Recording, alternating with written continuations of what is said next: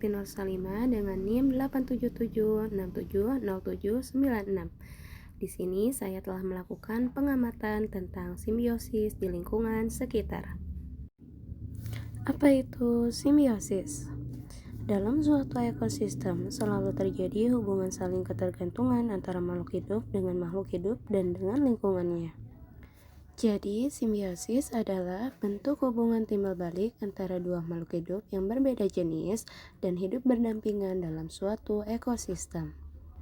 Ada beberapa jenis simbiosis yang ada di alam, namun umumnya dikelompokkan menjadi 3 macam, yaitu parasitisme, komensalisme, dan mutualisme. Simbiosis parasitisme adalah suatu hubungan di antara dua spesies di mana satu spesies mendapatkan keuntungan sedangkan spesies lainnya dirugikan. Contoh yang pertama adalah nyamuk dengan manusia. Nyamuk adalah organisme yang seringkali berperan sebagai parasit bagi manusia. Dalam hubungan ini, nyamuk diuntungkan karena memperoleh darah, sementara manusia dirugikan karena nyamuk dapat menyebabkan gatal-gatal akibat gigitan mereka. Lebih parahnya, beberapa jenis nyamuk juga merupakan sumber penyakit, seperti demam berdarah dan malaria yang dapat menularkan virus atau parasit berbahaya kepada manusia. Contoh yang kedua adalah tali putri dan tanaman tetehan. Tali putri adalah tumbuhan parasit yang tidak memiliki klorofil sehingga tidak dapat melakukan fotosintesis untuk membuat makanannya sendiri. Untuk bertahan hidup, tali putri menempel dan melilit tanaman tetehan, lalu menyerap air dan nutrisi dari tanaman inang tersebut. Akibatnya, tanaman tetehan menjadi kekurangan nutrisi, pertumbuhannya terganggu, dan bahkan bisa mati jika serangan tali putri cukup parah. Contoh yang ketiga adalah jamur yang menempel di batang pohon yang masih hidup. Jamur akan mendapatkan manfaat berupa air dan nutrisi dari pohon inangnya, sementara pohon yang terinfeksi menjadi lemah, kekurangan nutrisi, dan jika infeksi berlangsung lama, pohon tersebut bisa mati.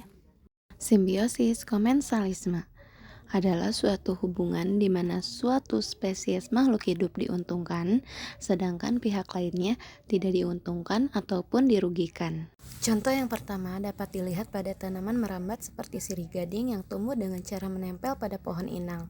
Tanaman merambat ini memanfaatkan batang pohon sebagai tempat untuk merambat ke atas, sehingga bisa mendapatkan cahaya matahari lebih banyak untuk melakukan fotosintesis.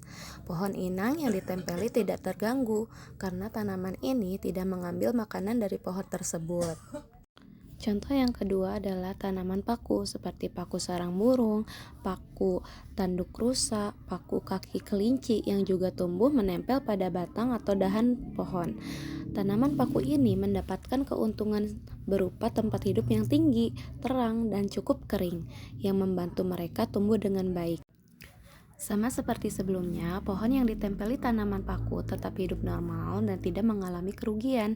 Tanaman-tanaman tersebut tidak mengambil air, nutrisi, atau merusak jaringan pohon inang. Mereka hanya memanfaatkan permukaan pohon sebagai penopang saja. Selain di darat, simbiosis komensalisme juga terjadi di air atau di laut, misalnya antara ikan remora dan ikan hiu. Ikan remora memiliki alat penghisap di bagian kepalanya yang memungkinkan ia menempel pada tubuh hiu.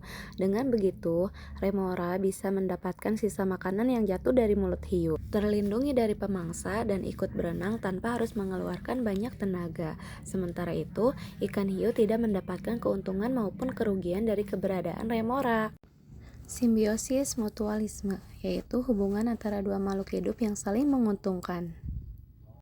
Contoh yang pertama dapat dilihat dalam hubungan antara kupu-kupu dan bunga. Kupu-kupu mendapatkan nektar sebagai sumber makanannya, sementara bunga memperoleh bantuan dalam proses penyerbukan, yang memungkinkan bunga untuk berkembang biak dan menghasilkan biji.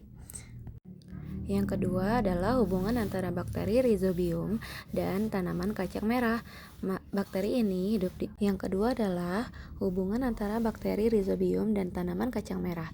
Bakteri hidup di akar tanaman kacang merah dan mendapatkan tempat hidup serta nutrisi.